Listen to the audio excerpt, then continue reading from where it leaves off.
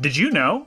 Mobile Fighter G Gundam was never meant to have a sequel. For many viewers, the tantalizing send-off "See You Again, Gundam Fight 14" implied that there may one day be a continuation of the anime.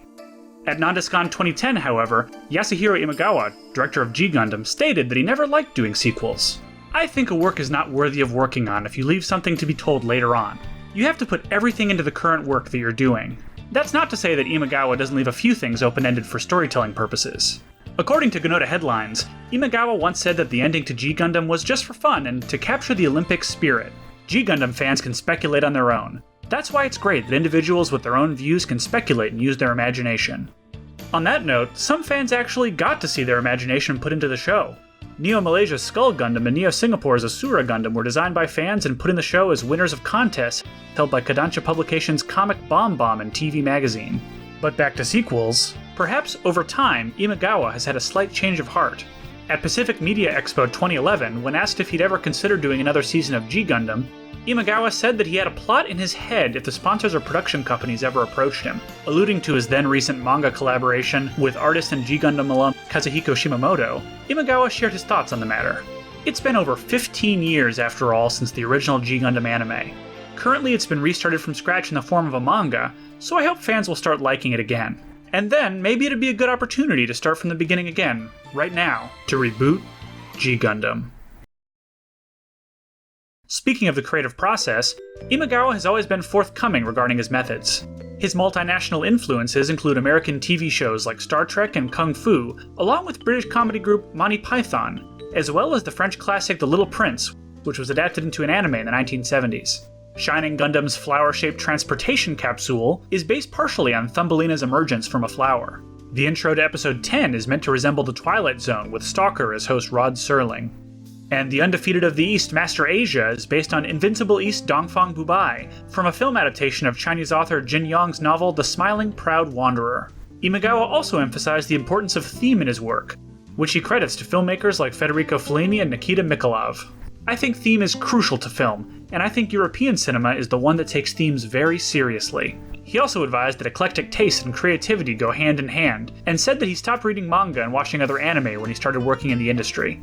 I tell my junior staff members, be voracious in what you watch and see. Don't just stay with your favorites in your comfort zones. See things, and then you can decide what you like and what you don't like. You don't want to say that you like or don't like certain things without having watched these works. Did you know that Mobile Fighter G Gundam wasn't the original title? Tentatively named Pulcherino no Gundam, G Gundam was planned to be more in line with other series in the franchise. However, declining merchandise sales prompted Imagawa, protege to Gundam creator Yoshiyuki Tomino, and the staff to create a different approach for Gundam's 15th anniversary series. In the G-Files interview, when asked about Shining Gundam glowing gold, he replied, "I'd say it came from the Gold Saints in Saint Seiya. However, what I didn't want was to make Domon look like a Super Saiyan from Dragon Ball Z, which is why Domon himself is red." According to online magazine AnimeFringe.com, there were initial clashes between Imagawa and the sponsors.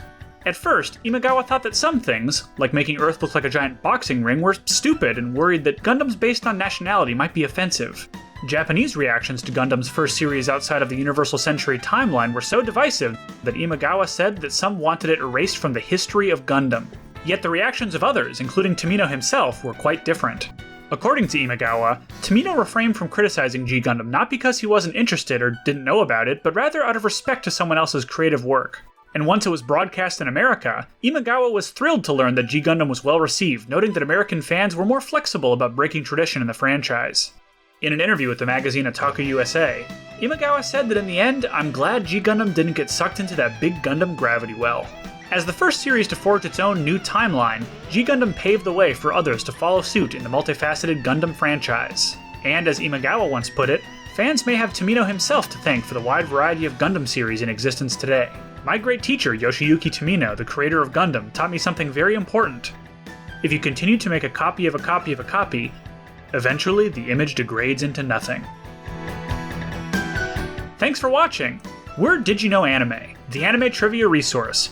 Make sure you subscribe to us on YouTube and share this video with all the other Gundam fighters out there. This has been Toby Jones, an executive producer on OKKO Let's Be Heroes, imploring you to check out the show on Cartoon Network or Hulu or wherever you can find it. You can also follow me on Twitter at TobyTobyJones.